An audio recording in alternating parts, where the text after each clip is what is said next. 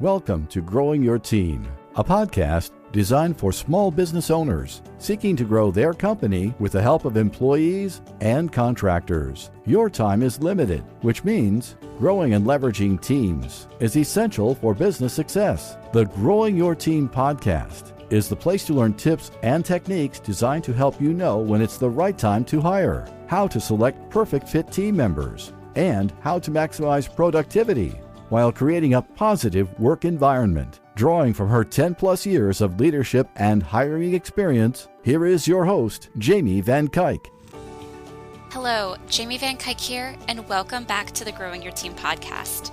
Today, we have our bonus episode with our co-host, Chris Pinault. We are talking all about the gig economy, what it is, how it impacts businesses, especially with new laws coming out, and how, as a small business owner, you are most likely participating in the gig economy with your business. So let's jump right into the conversation. Hi, Chris. How are you doing today? Hi, Jamie. I'm doing awesome. How about yourself? I'm doing great. Thanks so much for coming back and joining us this month. I appreciate it. So I want to talk about what is kind of a hot topic right now. It's the gig economy. You hear a lot. You hear good stuff, bad stuff. You hear about new laws coming out, especially in places like California. You hear about companies like Uber and other companies like that that are fighting these new rules about gig economy. So it's kind of one of those things, if you pay attention to business news, you're hearing this term gig economy. But some people might not know what it is. Some people might have different opinions about it. So I thought this would be a good topic to kind of talk through and share what we think about the gig economy and how it impacts businesses, especially small businesses. Sounds like a great topic. Definitely buzzwords. Those are always fun. Yes. So let's start off with let's talk about what the gig economy is. So in my opinion, the gig economy is when either people that are looking for types of employment or companies are really focusing not so much on getting that full-time employees that they're going to have for long term, but rather getting people in those temporary roles where it's just to kind of stimulate business, or for the people themselves that are getting the job, getting a work and getting money into their pocket without necessarily being tied down to a 9-to-5. Or maybe it's sometimes doing things on top of their 9-to-5, but things that provide a lot more flexibility, so that way they can be earning money around their schedule and their lifestyle.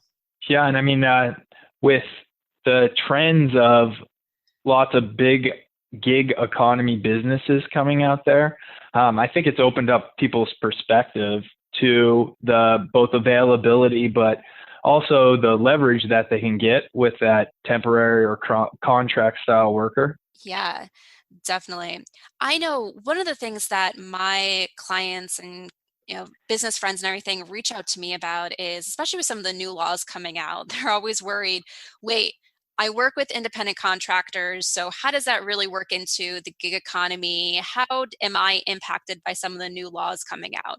So for those of you who might or might not follow all the business news, California really came out with the laws a few months ago that were really becoming a lot stricter about what really qualifies as independent contractors. And it really was impacting a lot of gig economy jobs, like companies like Uber or Instacart, where you have kind of these on-demand people that decide, yeah, I feel like making some extra cash today. I'm going to turn on this app and pick up a job.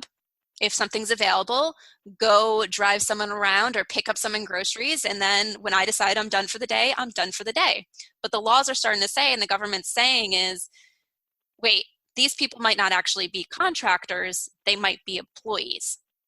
So there's been a lot of talk about that. And I know some of my clients and friends have been concerned that they hire contractors. So are they impacted by these laws? And are there things that they need to worry about with new gig economy laws or this focus on gig economy? Are you noticing anything like that, Chris, on your side, where some of the companies you work with are concerned about any of the new gig economy laws or rules or hype that's out there?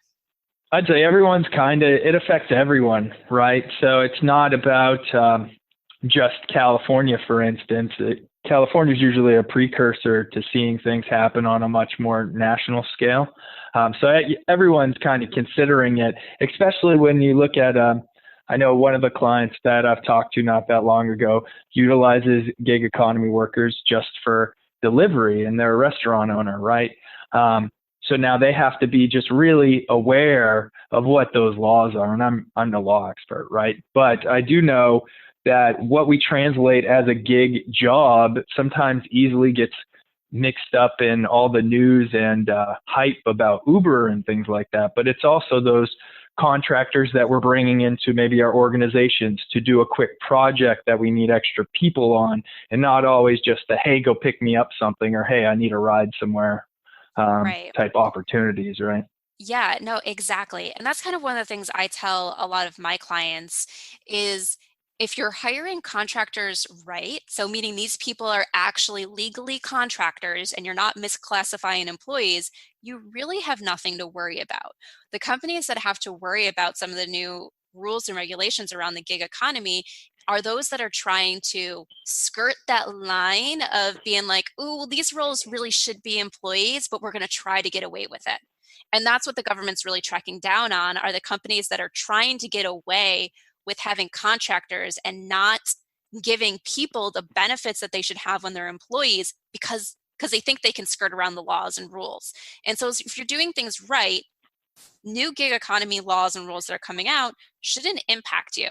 And if you don't know the difference between employees and independent contractors, go and listen to, I believe it's episodes 7 and 8. I'll link to it in the show notes because we have a few episodes where we go into some of the basics about independent contractors versus employees. And we had a guest expert who was a lawyer coming on and telling us a little bit about the two. So if you don't know the difference, make sure you go back and listen to those episodes if you haven't yet. Well, that's awesome. So when people are doing it right, how can gig economy roles really impact companies in a positive way? Well, I mean, so in talking from a people, process, and product standpoint, in general, hiring people is a very resource-intensive process, and sometimes we don't need that long-term investment, that long-term asset. So we're looking at bringing people on to leverage their skills, their expertise, etc. I think back to my experience as a IT consultant, traveling all over the country and working with CEOs, CFOs, and their accounting teams to implement ERP solutions and business intelligence things. They didn't need us as a full-time employee, right? They contracted us to come in, do what we were awesome at, and then leave and teach them, give them the tools or whatnot so that they could do something with it. And the way that I look at the gig economy, it's not that different. Whether you have a writing project, whether you just need extra hands or boots on the ground or whatever that might be, to me, that translates all into the vernacular of this gig economy. Yes, exactly. And if you think about it, many people that are small business owners, when you start off with your business, typically you're a business of one. So you're actually going in and kind of participating in this gig economy because you're providing a service or you're providing something to a company as that one person. Even though you're a business, you're that one person providing something to a company that they don't have a full-time need for. It might be a one-off need where you go in, do a project, your relationship ends for the time being, or that you're providing something on a smaller scale every week or every month. But yes, a lot of us, we're participating in that gig economy, even as business owners, getting work from other businesses. I mean, certainly, it's how do we define language, right? One of my favorite questions. But when we're looking at any kind of bringing people on temporarily, because that's really what it is. It's just temporary work. We may re-engage with these people to do temporary work more than once, or like you said, it could be a one and done kind of deal. But one of the things we have to really start considering as we're bringing in these resources is how are we effectively leveraging these resources, and have we developed, from my perspective, processes to help both acclimate them to a team, right? Because we're usually bringing in a gig person, whether it's a person who just started a business or an expert in an industry or maybe a content creator. And we're going to try to quickly integrate them into a team that's already functioning, culture that already exists and some value structures that we may or may not have had the time to truly get and see if they fit all of those. So what are the processes that we develop to make sure that we're going to be able to leverage that new asset we're bringing in? Oh, I love that. Let's dig some deeper into that, because I feel like that's something that some companies don't necessarily think of. So they think gig workers, they're coming in, they're providing temporary help, but yeah, these people have a huge impact on your business. So whether it's they need to learn the culture in order to do their job well. So think of like a graphic designer who's coming in for that one-time project to help you rebrand. So they need to learn a lot about your business in order to do that, to like some other people that are actually working with your other employees. So it is on that temporary basis, but yeah, because they're working with your employees, they're making a huge impact. I agree, and that's a great point, right? I love the word impact, right? So we start looking at what is the impact of this one individual. And if you look at any team, any culture, any system, the norm that happens before you bring in someone new is automatically shifted just by adding something new to the mix, right? Whether it's a temporary employee or a full-time employee, it really doesn't matter. And it can affect everything from people's satisfaction at work, or whether a lot of people are getting stuff done on a project on time, or even all the way down to customer satisfaction, right? And there's a lot of things that we can do to start looking at those in the forefront and planning for that. But it's really doing our due diligence up front to make sure we're going to be able to best leverage and create impact, or are we hoping that we're just going to bring somebody in to solve a problem? Oh, that's such a great way to look at it. And it's one of those things, every person you bring into your business has an impact on your business. I don't care if you're a business with 1,000 employees, that one person you bring in has an impact, positive or negative. Now, when you're a bigger company, that impact might seem insignificant in a way, because if you have 1,000 employees and one person creates a negative impact, the ripple effects might be pretty small. But when you're a small company, when you're a small business, let's say it's only you and one other employee, and now you bring in this temporary worker, this person, this gig worker, and they have a negative impact on your business. That's a huge impact. Without a doubt. And one person that may have that type of impact, we don't know what the impact actually is residually, right? That gig worker will come in and leave. However, the rest of the team, the people that they interacted with, but also any systems that they were involved with, potentially got shifted once they're gone. So to me, the word that comes up for all that is like, what is their strategy? Right? What kind of strategy do we develop to make sure that we can both minimize the risk, but also get the full advantage of this asset that we're bringing on? And I think that coming and going is something that we really need to be careful of as business owners. So, because you mentioned customer impact. Now, for a customer, for a client, if every time they go to interact with your business, there's somebody new and different there, that has an impact. It could potentially mean that there's a different experience every time they contact your company, every time they work with you. And consistency is what keeps people clients. It's what makes people keep spending money. So that's always something that you need to be thinking about if you're going to be using gig workers for your business, is how do you keep the experience consistent for your clients? And how do you keep things consistent with your team members? You don't want them to feel like, okay, every 3 months, we're going to have somebody new in here that we have to get used to, that we have to onboard in a way, that we have to, get up to speed and learn. Because even if someone's a contractor, so onboarding and training is different for contractors than it is employees, you still have to learn personalities. People have to learn to work with each other. So it does have an impact that you need to figure out how it works within your company, even if the person you're bringing on is a great person and a great worker and is going to do awesome with the tasks that they have given to them. Yeah, so one of the things that I see in the gig scenario that we're creating, right, where this person's been brought on to the team, and now we're really trying to figure out, okay, so what is the impact? How did we plan for this? What are the processes we put in place? And a few that you've already mentioned, right? And I think for many people, they don't understand the value of planning in the front, so they don't have to do the cleanup work later. I think it's like a ratio of like 1-8, right? If you plan 1 extra hour of planning equals 8 hours of potential cleanup that you would save, right? I don't know if that's the accurate ratio, but it's good enough to illustrate the point that probably something like that. Yes.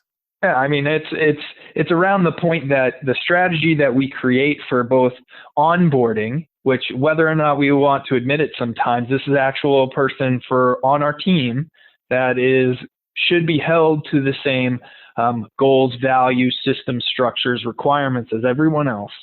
But also, like, what is the rest of the process to get them acclimated, right? They've got to blend in. They've got to at least understand how to communicate with the other team members so that there's not any process issues or communication issues. But also, how does our onboarding process help set expectations? What is expected of them? How firm are our timelines? If we have wiggle room, what does that look like? How do we provide excellent customer service throughout this process, even if you're not touching the customer? The way that I look at it, that's all part of the onboarding process.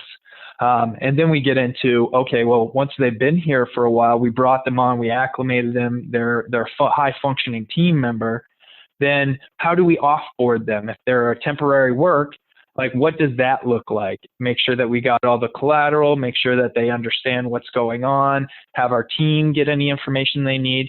And even the third part that I think a lot of people don't plan for or create strategy around is, what might a reboarding process look like, right? Because this gig worker we may call them once a month, quarterly, whatever it is, to help us do a project that we don't want to hire someone on to do all the time. So instead of having to send them through a full onboarding process, what does the reboarding process look like in terms of getting them reintegrated, getting them kind of connected again, but with a lot less effort than when we brought them on the first time?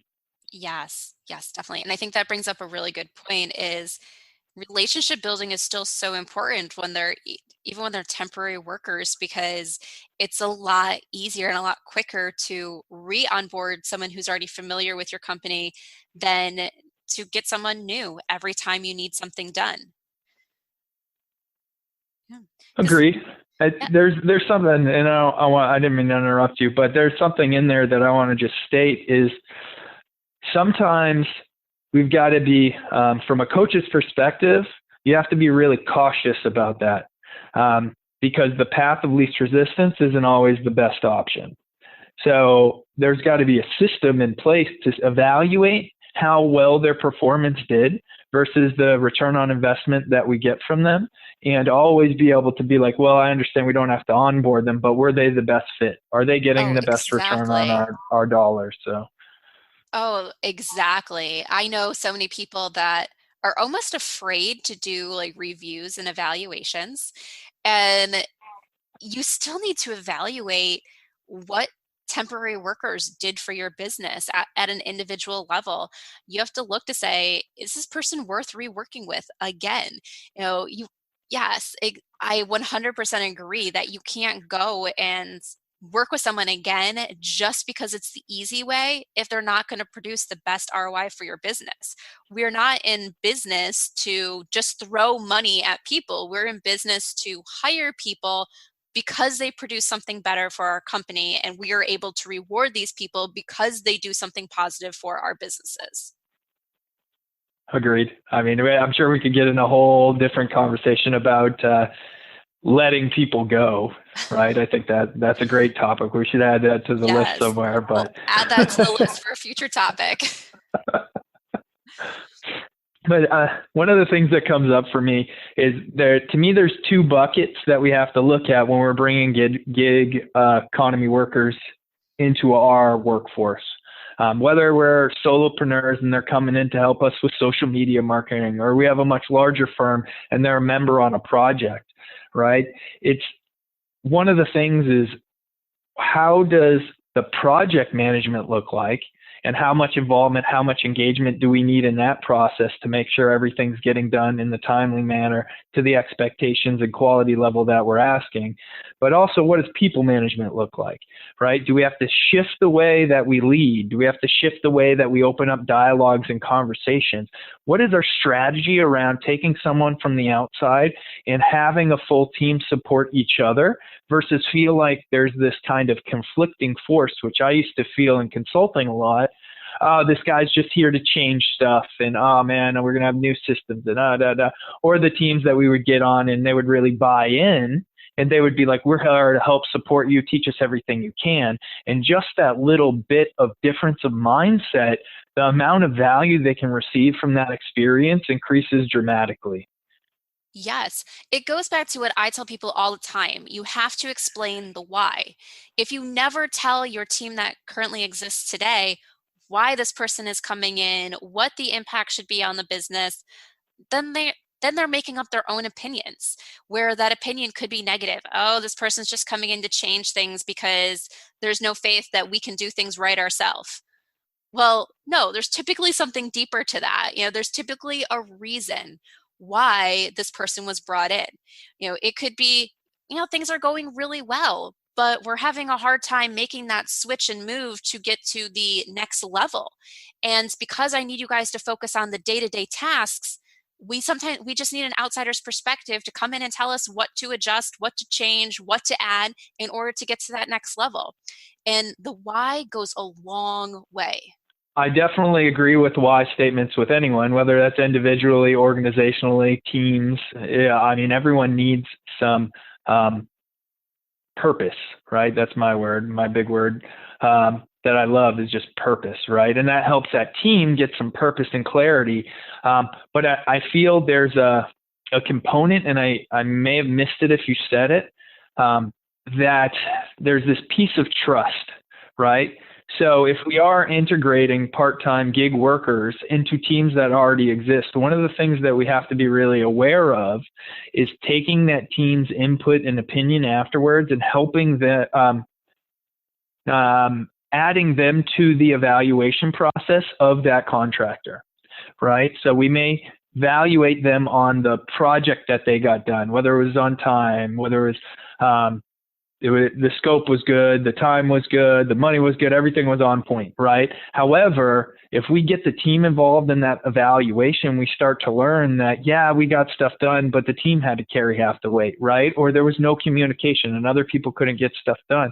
And through this, I'm going to use the 360 evaluation process of these temporary workers. It allows not only the management team, the leadership team, the hiring team to get some visibility into what that contractor was doing, but it also helps your team members start to create some ownership in this process.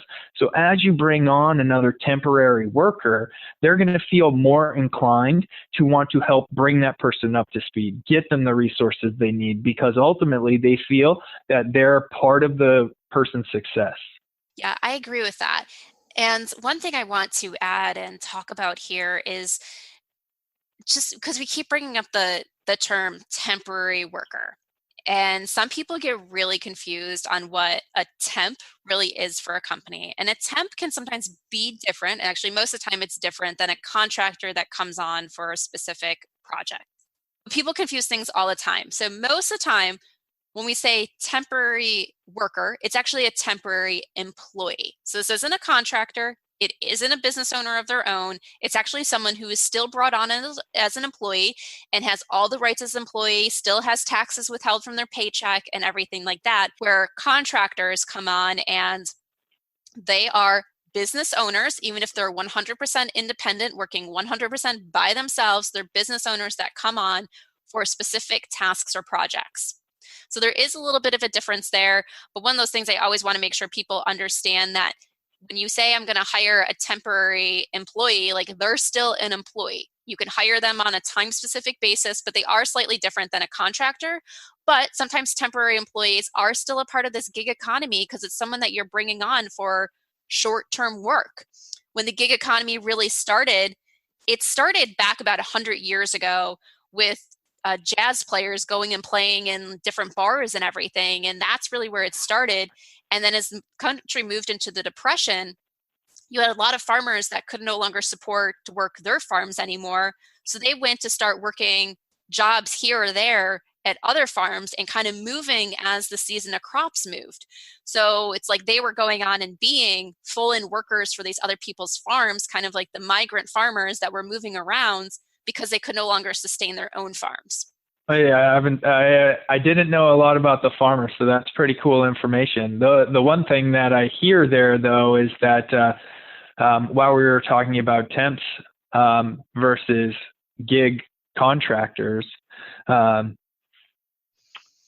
usually, just like I think you were articulating, it's really around what is the purpose of this individual, right? Is this someone who we may want to hire on full time as an employee versus, hey, I need a quick fix, right? What does Band-Aids look like? What does a little bit extra gas in the tank look like? And to me, that's usually what I look at in terms of most contractor work. Maybe it's a new process, maybe it's new IT system, maybe it's new anything, or maybe it's just to take some of the weight off of people, but it's not a permanent thing, right? Right. Exactly. Yeah. So do a lot of your clients work with people in the gig economy? If I took a quick evaluation, I would say small business owners that I work with always are looking to bring someone on temporary, right? They don't have the resources. They don't necessarily have the funds to hire on a full-time accountant, for instance, when you're starting out, or whatever those other positions that they understand that they have to do when they start out, but are the first few things that they end up start farming out to other people because they understand that their time is better utilized elsewhere. I would say that's the most common thing I see about people bringing in these gig style workers. People don't necessarily look at themselves always as experts in whatever that they do, right? So I'm going to flip the last statement kind of on its head. What I also see is some of my small business owners that I work with, they start to become a gig worker for other people now that they've learned certain things, skills. Now they almost get another offshoot to their business that allows them to go out and leverage the skills that they've acquired, but not be an employee for anyone.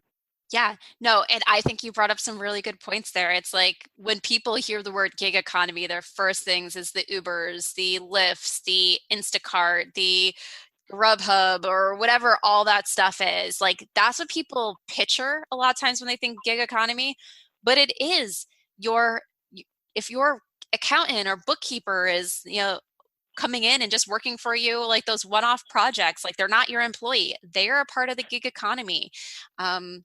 I know someone who works a full-time job and then performs weddings out on the beach on the weekends. It's not a full-time job. He gets hired as brides and grooms need somebody. And that's like, he's part of the gig economy. Like there's all these things that people are part of the gig economy that we don't even realize it. You could be ordering something, you order something from a local furniture store, and the people that actually deliver that furniture to your house can be part of the gig economy because they pick up the delivery jobs as the furniture store needs them. So there's all these ways that as business owners, we're working with the gig economy every day. And whether it's us providing services to other people or the people that we use to get things done within our business. Yeah, and one thing that I was coming up for me while you were saying that, from a perspective of leadership, right? Whether it's self-leadership or people leadership, we have to really be aware of how accountable these people, any gig workers that we bring in, we have to hold them. Like, what accountability do we have to hold them to? I brought up values earlier, right? So how strict are we going to be to the values? How do I lead from a place that is also helping this person and I am evaluating them on the values criteria, right? We're staying within our integrity of our values by having this relationship with a contractor, for instance. And how do we lead that? What does communication look like? How do we build trust? How we develop processes and systems to do all these things? Otherwise, we're just winging it. And I never recommend winging it. You learn a lot from those processes, but if we got to do it more than once, let's try not to wing it. Yeah, I'm a planner, so winging it stresses me out. Oh, that's fair enough. Yeah. Winging it's got some value, don't get me wrong. But if we don't learn from maybe going in unknowing the first time, and then we don't build a strategy, we build awareness, we change our perception somewhat so that the next time we know what we have to do to be my term, more of a servant leader to both our teams and these gig workers, so that they feel supported, they feel appreciated, and they don't just feel like a number, right? Because I know from my consulting background, like, you're just another guy that's trying to get our money. It's like, no, really, I'm here to provide value, and I'm on a mission to make the world a better place. But thanks for your input, So it's really like one of those things that you have to learn from, you've got to grow from, and you got to figure out, okay, what are we going to start doing intentionally, right? How do we start shifting our organizational function if we're truly going to leverage a lot of these gig workers, communication systems, whatever it is? How do we change the way meetings work, right? Whatever it is, look at all those things through the lens of, okay, well, in our business plan, gig workers are part of it now. How do we shift? How do we change? How do we be agile to accompany them? I love that you brought up the word intentionally. Yes, we have to intentionally do things. Looking at some of the stats, out of the companies that hire people from the gig economy, small businesses make up 40% of that. And then if you look at mid to large size companies, small businesses, we're hiring 40% of the people out there in the gig economy. Why is that? Probably because we're small businesses ourselves. So we are more likely to turn to that other person that's a small business than turn to that huge company to help us with something, because we want to support other small business owners. We want to support people in our network. But we don't also want to just pay out money just to hire a friend. We need to intentionally know how the people we're bringing in, whether they're an employee or a contractor or whatever they are, is going to impact our business, what we want to get out of it. Making sure that we're bringing on the right people, no matter if they're part of the gig economy or not. Yeah, and you can use this in anything, not just hiring for the gig economy. So I'm sure you'll hear this out of me again. But it's beginning with the end in mind, right? So what was the end result that we need to achieve that led us to the decision that we're going to explore hiring gig workers, right? What are all of the things that we would expect out of this?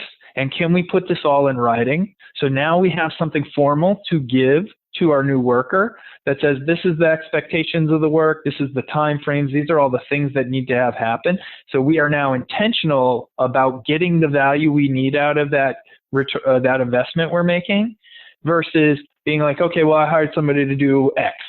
And, well, they did it kind of like a Z way, and that really wasn't that beneficial to us. So that intention, that deliberate creation of what that short-term opportunity looks like and the value that it's going to provide before you actually look for the resource is usually going to be way more advantageous for your firm, your company, doing this again than just going out there and saying, I have a problem, I need a solution. Yes, you're speaking to my heart there. Like, if you haven't clearly defined what success looks like before you hire someone, you are wasting your money and your time. Like, don't do it. Because they could come in and they could knock your socks off, but it still not be what your business needed, and it's taking you down a path that's going to lead to destruction rather than success. So always know how to measure success before you hire anybody. Know what that person's supposed to do. And like you said, like, have things outlined. that can go in your contract when you hire a contract worker. When you hire an employee, typically you have a very robust job description that outlines the details, that should outline what is expected of them coming into this job so they know what they're coming into. All that is so important. There's before we change the subject, there's one point that I'd like to kind of throw out there is we've talked a lot about bringing the people on, which probably sounds like people have a problem or a need and they're out there looking for resources. But in my head, I'm seeing a perspective of somebody else, right? And this could be someone in the audience that is potentially scared to bring on part-time work, right? To bring on a gig worker, to bring on somebody who isn't going to be a staff. And what I would say is that the best productivity and successful people in the world will always tell you that you want to buy time with money, right? So if we're looking at, oh, well, I can do it better myself, I can do all these things that are usually some of the fears you hear around bringing on these type employees, find a way to get past that, right? Find a way to start thinking about how can I leverage a resource to buy myself more time to do things that I can provide more value doing with my time versus, oh my God, what happens if they mess up, or what happens if they don't do what they're supposed to do? And you can plan for that by thinking, what's the worst case scenario? Plan for it before you hire. Now, no matter what, you're prepared for anything that could happen. And you're also finding ways, you're developing a habit of being able to leverage your time or your money to get more time. Yeah.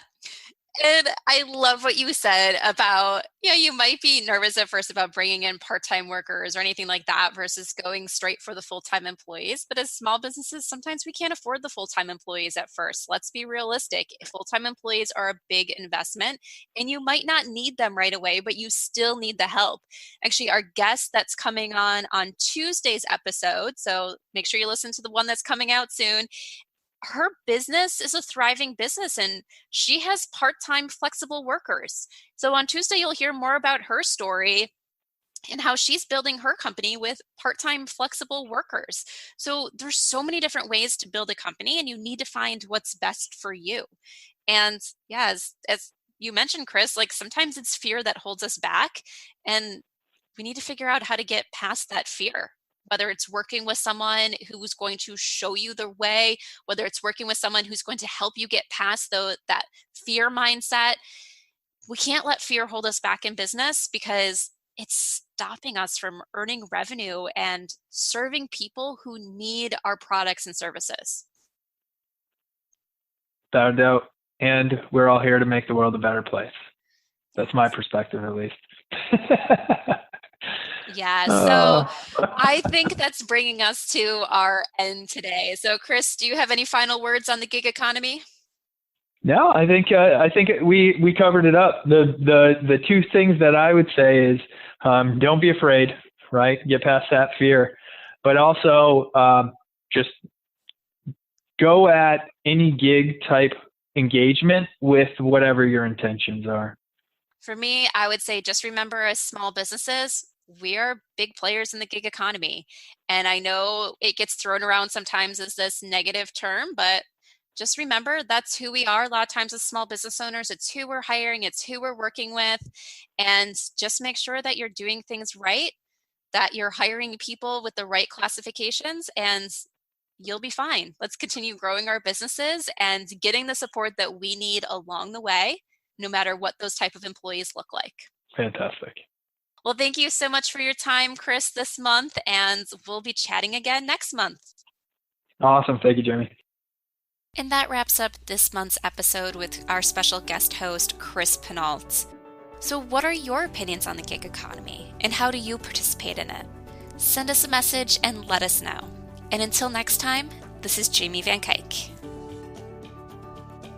Thank you for joining us for this episode of Growing Your Team with your host, Jamie Van Kuyk. Be sure to subscribe and head on over to growingyourteam.com to connect, access the show notes, and discover more ways to hire and leverage your perfect fit team.